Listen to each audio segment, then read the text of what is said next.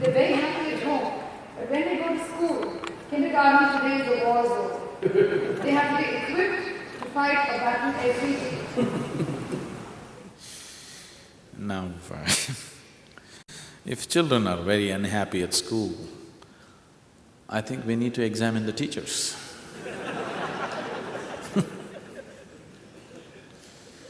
Because it's a natural human trait. It's a natural human trait that when you get to know something that you did not know, it brings much joy to you. Is it so? Yes? Learning is a natural human trait that when you learn something that you did not know, it should make you joyful. If learning is making people miserable, then we have not understood what learning is. Unfortunately, you are not sending your children to school because you want them to know, you want them to learn, you want them to earn. That's why you're sending them to school. It's an unfortunate way to handle education. That's not education. You want them enslaved, so the teachers are doing the job for you. You want them enslaved to what you call as economic well-being, so the teachers are just doing the job for you. You are not sending your children to school because you want them to develop a thirst for knowing, irrespective of whether it's going to make money or not make money, isn't it? So you better change your attitudes about education. We are coming up with a school where the whole whole focus of education is not going to be about suppressive information, but about kindling the thirst for knowledge. If the thirst for knowledge is kindled in the child, you can't stop him from learning. You cannot stop him from learning, he's going to learn anyway. But instead of kindling that, you're suppressing it, beating it down with your idea of what is education, because your idea of education is social status and money. It's a wrong way to approach education altogether. So, children, slowly, these joyful bursting pieces of life slowly become sad like this because you're just misorienting them completely. With the kind of compulsions that you have built within yourself, you're trying to put the same compulsions upon the children, which is not necessary.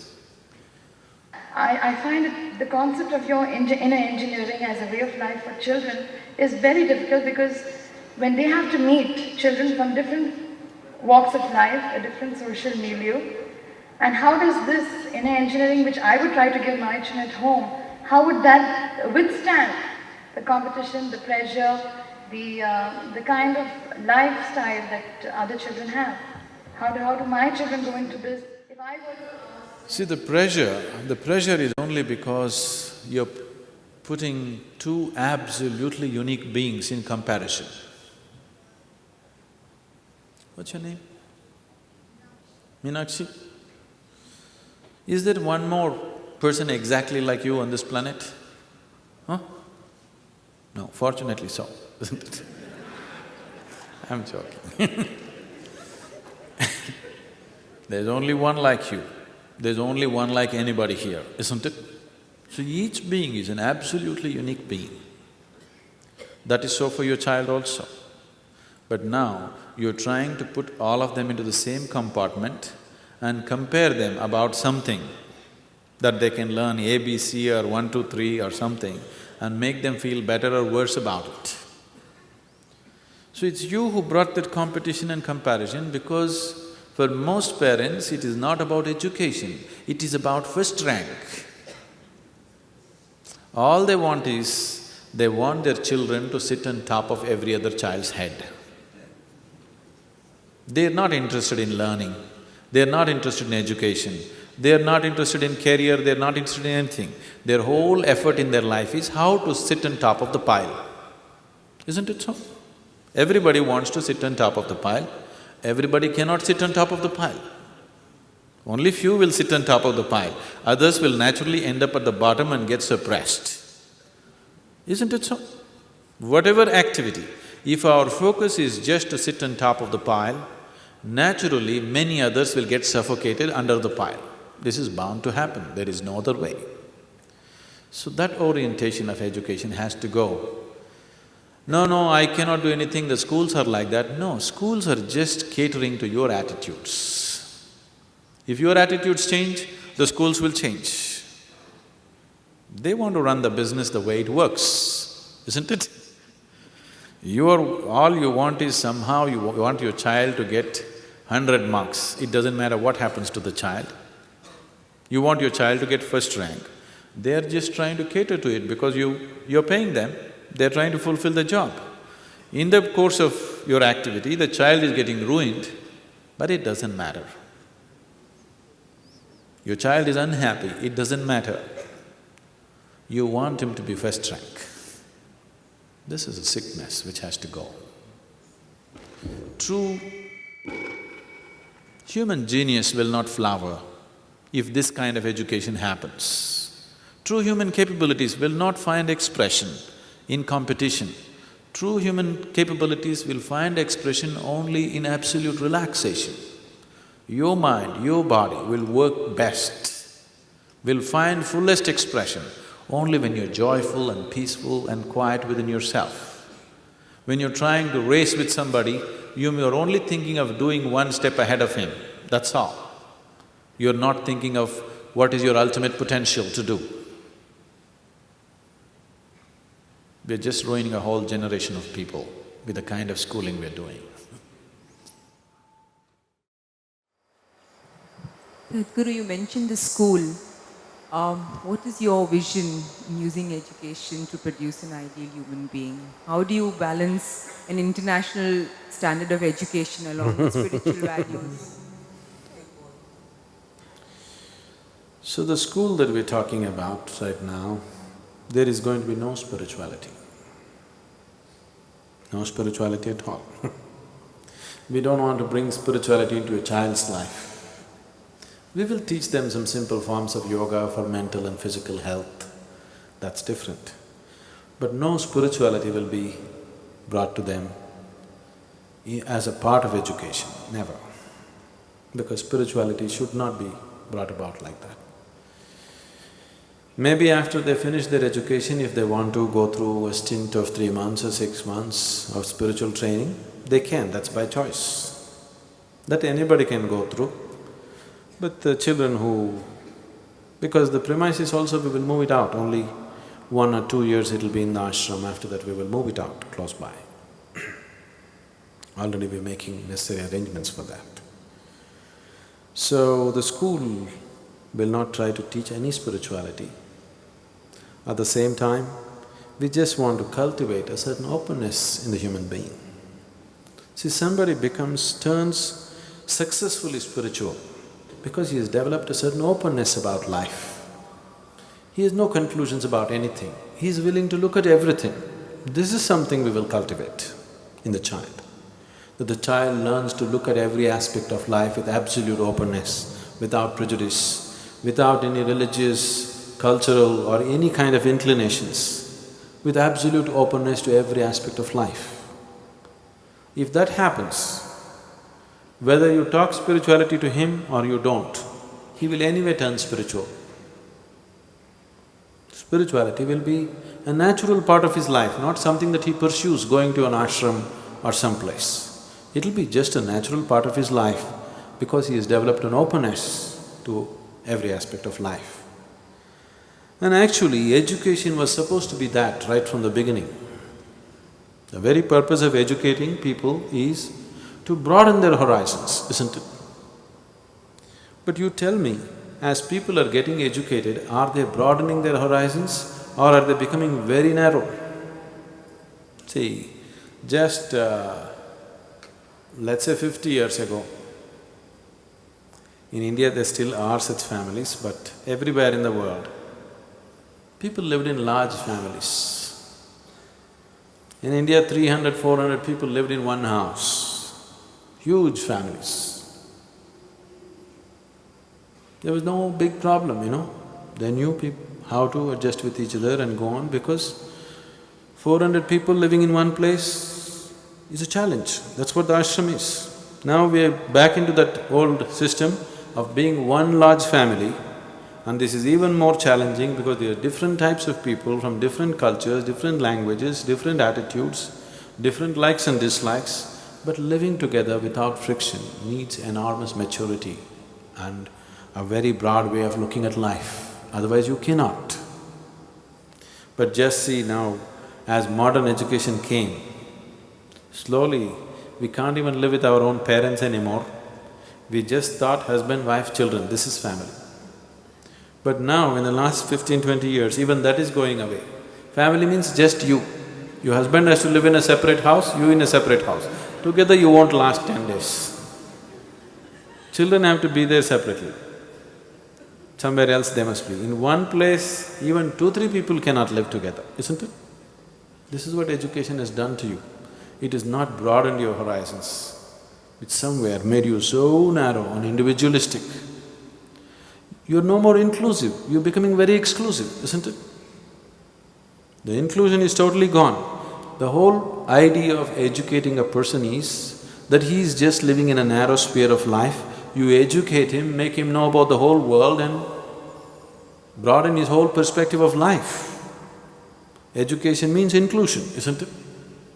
But the kind of education we are imparting to the children, it is making them so highly exclusive, they can't even stand one more person in their life. See, most people have gotten themselves into a situation, they can't live with anybody anymore, isn't it? So, that is not just individual, it is it's the phenomena of the world, it's a generational phenomena because of the kind of education that's being imparted. So we want to impart an education which is highly inclusive, that as you grow, you include the whole world as yourself and live, and that's spirituality. So spirituality will not be taught. Education itself is spirituality, because education is about broadening your horizons, not about talking about God or some nonsense. So, we want children to grow up keeping their intelligence intact, not suppressive education, where the child's thirst to know is kindled, but he is not forced to learn. So, the longing to know, the longing to learn has to be brushed up within the child, not just feeding with enormous amount of information and expecting him to pass. This will not be like that. This will be a very different type of structure. At the same time, by the time they are 16, 17, we will prepare them for any university in the world, they will be ready to go. They will be ready enough to get into any kind of university according to their individual capabilities, of course. But apart from that, they're fundamentally learning to live better. They're learning to handle themselves better and live better with themselves and with people around them, which is a very important factor. And people are successful in their life not because they have degrees, not because they have university certificates, it's because they're capable, isn't it? So, this school will be more capability-oriented, not qualification-oriented. We are seeing how to enhance the capability of the child in whatever area his natural talent is, rather than trying to just make him qualified with a certain, certificate attached to him. Sadhguru, whatever you said about the school and the education just now, it's modern and contemporary. But what about the ancient schools, the gurukuls of the past? Were they not successful in producing good human beings? The ancient gurukuls were definitely like this. The ancient gurukul was 100% the way I am talking. The very purpose and the basic function of the guru was to destroy all the things that you have assumed as true. But now the education also involves equipping the person to earn his living and make his living in the world. So we have those twin challenges. At that time, the guru was not trying to impart, you know, skills for him to go and survive in the society. Because if your father is a cobbler, you naturally became a cobbler. If your father is a king, you became a king. If your father is something else, you became that. You didn't have to be equipped to make a living in some other way in ancient times. So the guru was only educating them towards the realization. So the job was more, I would say more simple, because it was unidimensional. But now it's not like that. Both the things need to happen. We have to equip the child to live in the modern world and still not mess him up with the nonsense that's happening in the name of modernity. So it's a much bigger challenge today than what it was then. And at that time, once the parents gave the children to the guru, they left him there in complete his authority. Now the parents are very nosy, you know. They won't leave the children food, they want to constantly meddle with that, they want to put in their own stuff into it, all those issues are there. So it's much more complex today than it was in the Gurukul. In the Gurukul, the guru had to just teach them how to exist, how to live, how to be with somebody else, how to be with himself. This is all. He was not trying to equip him to a modern university. So, those days only a few children who had a very academic bent of mind or a very scholastic bent of mind, such children was trained in scholarly matters. All the other children naturally went to their father's profession, whatever it was. Now it is not so. Even if the father is a cobbler, he wants his son to become a professor. That's the situation in the world today, isn't it?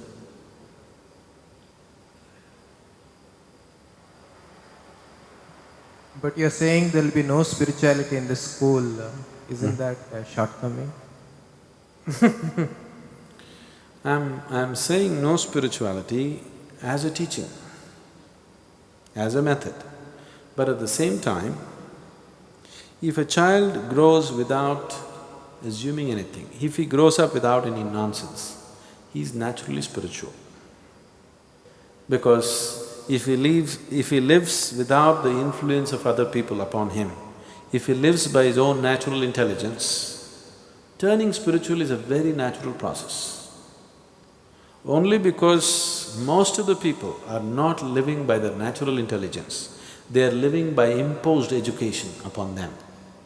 Spirituality is a faraway thing in people's lives. Otherwise, if people live by their natural intelligence, turning spiritual will be a very normal process for most of the people, except a very small percentage who won't go that way for various other reasons. So, when I say no spirituality, we are not going to sit there and talk to them about how to attain enlightenment, what to do, this, no. But at the same time, the education process itself is such where there is no messing with the child, no influence, no religion, no imposition of any kind of ideas or beliefs, where child has to figure out things for himself. If you are allowed to figure out things for yourself, there is no other way but to turn inward, to know things about life. Only if you listen to your Bible or Gita or what this person said or what that person said, then you don't have to turn inward to know. It's already written there. If you don't read any of that stuff, when you start thinking about life, when you start looking at life, the only place to look is naturally inward, isn't it? Where else will you look? One day it happened.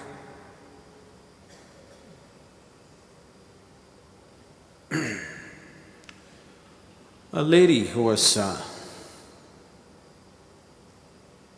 big professor in the university bought herself a home appliance, a little complex home appliance. She took it home, she read the instructions and tried to put it together, all those pieces that came in the package. She just tried very hard, she couldn't put it together. She left all those parts in a heap and went to work. When she came back in the evenings, to her surprise, the appliance was properly assembled and already used. She called the maid and asked, "Who fixed this?" She said, "I did." She couldn't believe it. "How did you do this?" Then the maid said, "When you don't know how to read and write, you have to use your brains."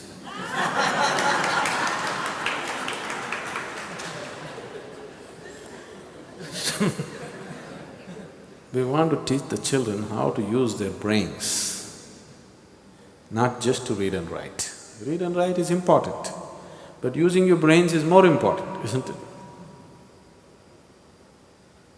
Just see, lots of educated people who are very successful in their careers and things like that, with their own lives, just see what a mess they are. Obviously, they're not using their brains when it comes to their life, isn't it so? The very way they are, it is very obvious they are not using their brains when it comes to their own life. They know how to go and, become doctors, engineers, become big academics and all that stuff. But when it comes to their own life, it looks like they have no brains at all, because they've forgotten how to use it. It's not that they don't have it. So, education should, stimulate your brain, not dull your brain, isn't it? Education should stimulate your intelligence, not take it off. Today, education scientists in the world are saying, if a child goes through 20 years of formal education, 70% of his intelligence is irrevocably destroyed.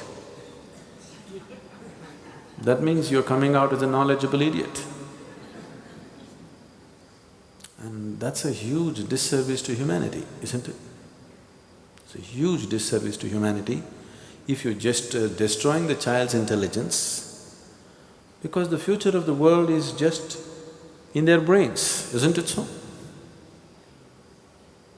Whether we are going to produce beautiful things on the planet or very destructive bombs on the planet or something else more destructive than that, simply depends on how well coordinated this person's emotions, intelligence and all these things, how well coordinated a human being is.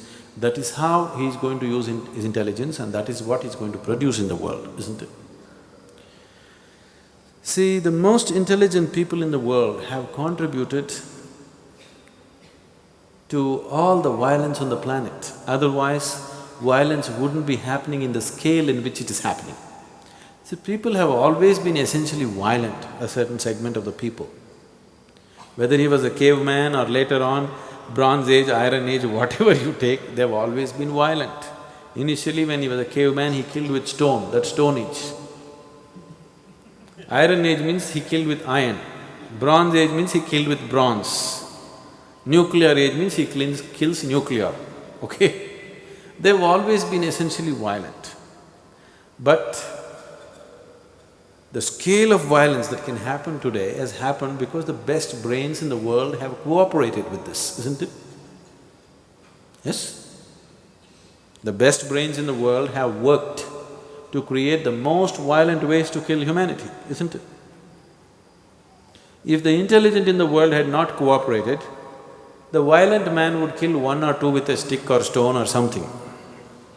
But only because the intelligent person in the world has cooperated, now the violent man can kill in millions. So, intelligence twisted out against our own well-being is no intelligence. Right now, human intelligence has become like this. It's not a blessing, it's a curse. Intelligence is the biggest blessing that a human being has, but right now it has become a curse upon humanity, simply because the human being is not coming out as a well-coordinated being. He is dislocated human being within himself. This intelligence is dangerous. If you were like a donkey, you would only kick, nothing more, isn't it? The maximum violence you would cause is kick with both your legs, nothing more. But now human intelligence has become so dangerous. What should have been a blessing has become such a big curse. And education is definitely playing a huge role in that. Whatever we wish to do with the youth, one thing that the older generations should understand is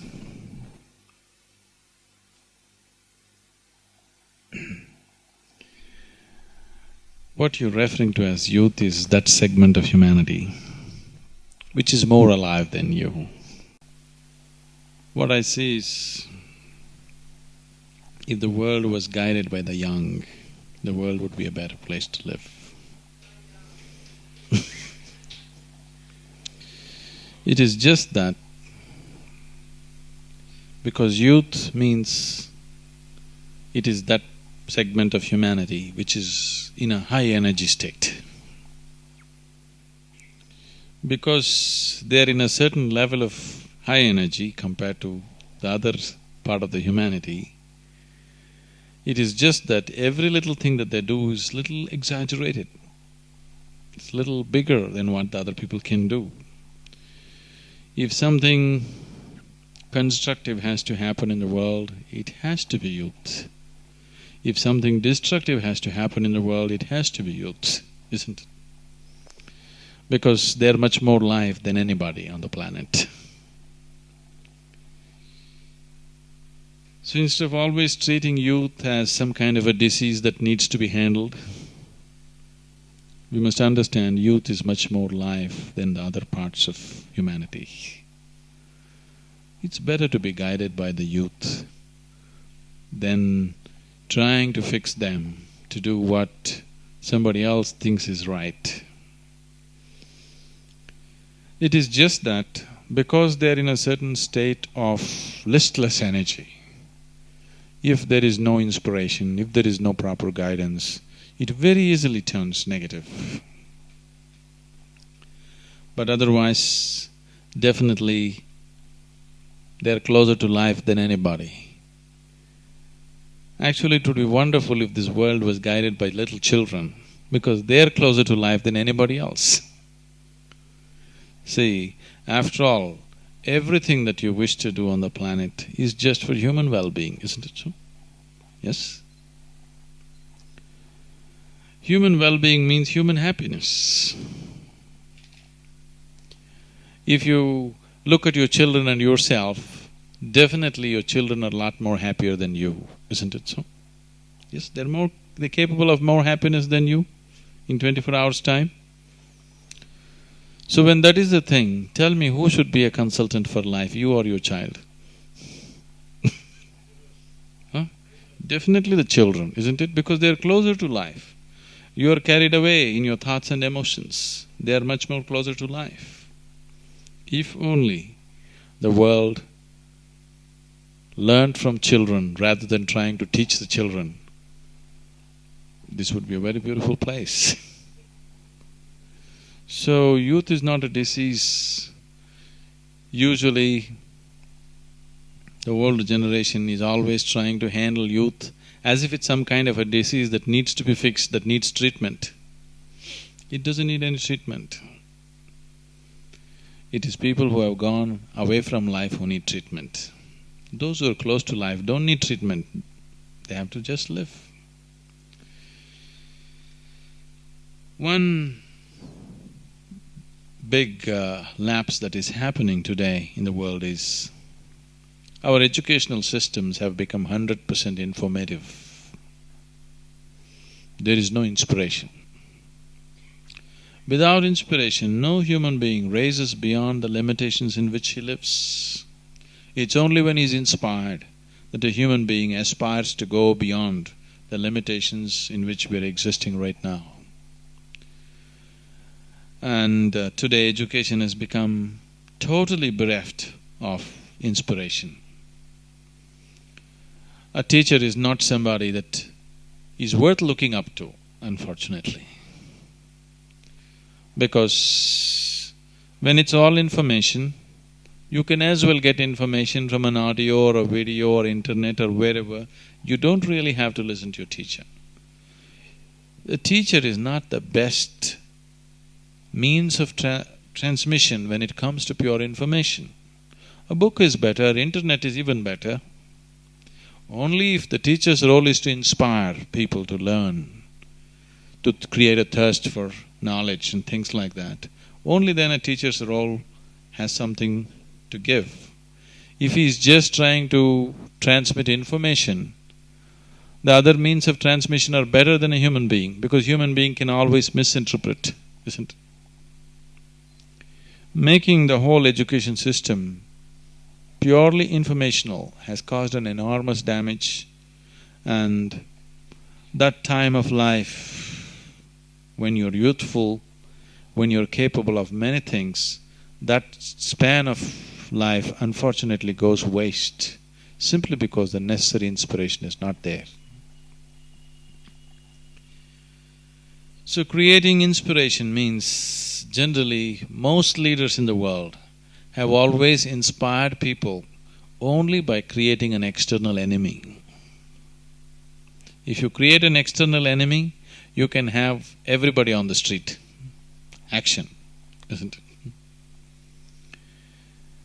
But when you point out to people that the real enemy is within you, your limitations are your biggest enemies, isn't it? Whatever your limitations, your fear, your anxiety, your anger, your hatred, whatever the limitations from which one suffers, when you say when the enemy is within you and to inspire, it needs much more commitment and dedication. Unfortunately, dedication and commitment have become such scarce material on the planet. Everybody is thinking of doing one big mela one day and getting the youth inspired into wonderful states. Such things won't happen. It needs a daily committed, dedicated work. It's a lifelong thing. It's not that today you do something, everything is fixed. There is no such possibility. Unless we are willing to… It's like nurturing a plant, it's like nurturing a tree. If you want it to bear fruit, you have to nurture it every day. Every day you have to water it, every day you have to take care of it. If this dedication is shown by the adults, the grown-ups, you will see youth will do miraculous things. Only because such dedication is missing in the general population, youth seem to be disoriented. They don't know what to do, they'll do their own things. Short-term things. Because everybody is working on short-term goals, youth also work on short-term goals. See, after all, every human being, just every human being in the world, is concerned about human well-being, isn't it? No, there is a criminal, no, there is a thief, no, there is somebody else. They are also concerned about human well-being. It is just that his idea of human well-being is just this human being. Yes? A criminal also is concerned about human well-being, but his idea of humanity is just himself. Somebody's idea of humanity is he and his family. Somebody else's idea of humanity is he and his country, somebody else's includes the whole world. Everybody is concerned about human well-being in different proportions. So, one big thing that needs to happen with the youth and with everybody is that their identification with humanity is not limited to just themselves, that it includes the larger society and the larger world around them, which is missing in education. The modern education is constantly training people only to think about themselves and nothing else but themselves. All the science that you see in the world, the attitude, there's nothing wrong with the science itself, but the attitude, the way in which the science is conducted is like everything here is here only to be exploited for our well-being, isn't it so? Now we destroy wantonly and then we talk about protecting the environment, then doing something else, all patch-up jobs. Because the whole process of science is only about how to use everything for your comfort, for your benefit. So initially you use the planet, then the trees and plants, then the animals, then of course the human beings also. You use everybody to your comfort and well-being. That attitude has been deeply set with the process of modern education. So, as we're investing our time, resources and energies in transmitting informative knowledge, we have to invest a certain amount of time, energy and resources to inspire people, the inspirational dimension of the education, which has not been done at all. See, for example, 50 years ago this country, during the freedom struggle, it was an inspired population. Suddenly people are willing to come out and throw their lives on the street for the nation. In 50 years' time, we did not do any work about inspiring people, and suddenly we are such a disgruntled and disoriented population.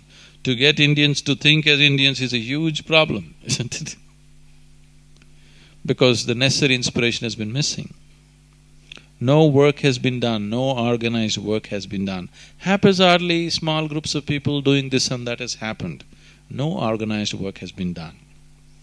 I must tell you this. A few years ago, when I happened to be in United States, I just saw, in a magazine, I saw an old poster which was printed in 1930s. At a time when people were immigrating from various countries into United States, people from various cultures and languages and different kind of complexions are coming to integrate all of them into one nation. To what extent the authorities took efforts means, I saw this particular poster and then I came to know so many other things that the government did. This poster was about, this is for the Italian wives, because a large number of Italians were moving into United States.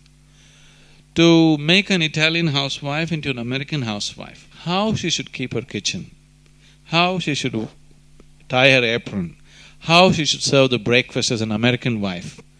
For every Italian immigrant that came in, they are supposed to fix this poster in their kitchen so that she knows how to integrate herself as an American housewife, and inspiring her how she's American now, not Italian.